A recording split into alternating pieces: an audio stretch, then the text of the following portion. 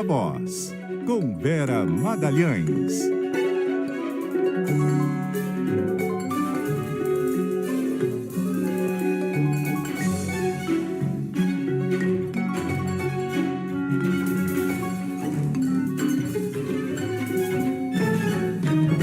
Boa tarde, Vera.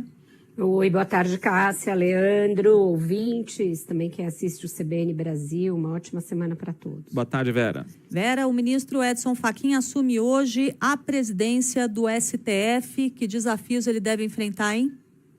Pois é, Cássia, o ministro Fachin chega em meio ao julgamento da trama golpista. Só foi julgado até agora o principal núcleo. Mesmo assim, o acórdão ainda não foi publicado, ainda tem toda uma discussão sobre recursos, sobre o cabimento desses recursos ou não. E aí os próximos núcleos vão entrar em julgamento pela primeira turma.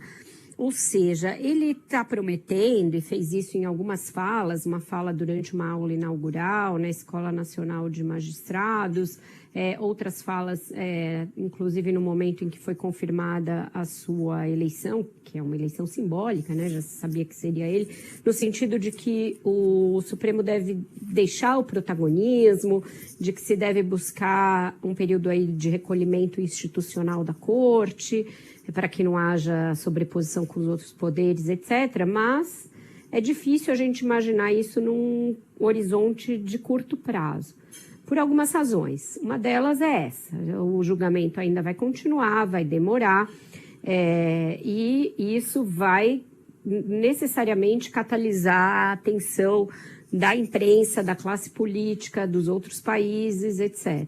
Segundo, tem um embate já armado com o legislativo em torno da ideia de se rever penas desses condenados desse mesmo processo e dos processos do 8 de janeiro. Então, isso vai continuar nas próximas semanas e o Supremo é uma parte envolvida nessas discussões, tanto nos bastidores quanto abertamente. Outro assunto que também vai continuar, porque não está encerrado, e que também é uma fonte de desgaste entre os poderes, é a discussão em torno das emendas parlamentares. Foi exarado um conjunto de regras para dar a elas transparência, rastreabilidade, etc.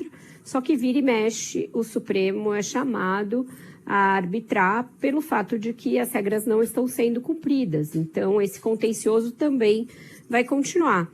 E, por fim, todos os inquéritos que são relatados pelo ministro Alexandre de Moraes e que também devem ter novos capítulos aí pela frente, eles não estão prestes a se encerrar, pelo contrário. Alguns novos vão virar novas ações, como esse da coação envolvendo o deputado Eduardo Bolsonaro, que teve denúncia já apresentada pelo Ministério Público e que vai virar provavelmente uma nova ação penal. Então, eu acho que vem aí mais um período em que o Supremo vai sim estar nos holofotes, nessa trincheira aí da disputa entre a defesa o que eles chamam de defesa da democracia e os outros poderes vêm como ditadura do Supremo ou como uma tentativa do Supremo de se sobrepor aos outros poderes. Não vai ser tão simples quanto o ministro prega essa ideia de sair do protagonismo, ainda mais, porque o vice-presidente da Corte é ninguém mais, ninguém menos que o próprio Alexandre de Moraes. Era isso que eu ia falar agora, né? Então não é tão simples assim, Cássia. Agora, o Fachin não costuma ser alvo direto assim, de bolsonaristas em manifestações, né? Diferente de Barroso, do próprio Alexandre de Moraes, claro, por razões óbvias, está à frente não só de todo esse processo da trama golpista, mas do inquérito das fake news, então acabou ficando muito em evidência, né? E o Fachin já é mais comedido, né? Ele já fica mais nos bastidores.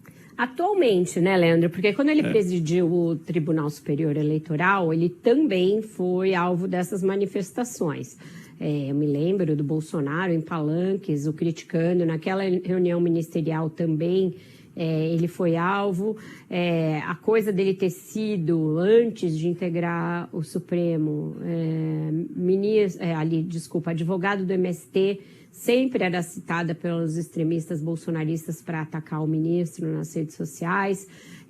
A discussão em torno da participação ou não daquela comissão, aliás, dos militares naquela comissão eleitoral, que foi uma herança que o Barroso deixou no TSE e que ele teve que manejar, também foi fonte de desgaste entre ele e os bolsonaristas. Então, tem também um contencioso envolvendo o ministro Fachin. É que ele é um pouco menos midiático e ele é um pouco menos de responder na mesma moeda, na mesma altura que outros ministros da corte. Mas ele também foi vítima, no passado não tão remoto, de muitos ataques por parte da extrema-direita.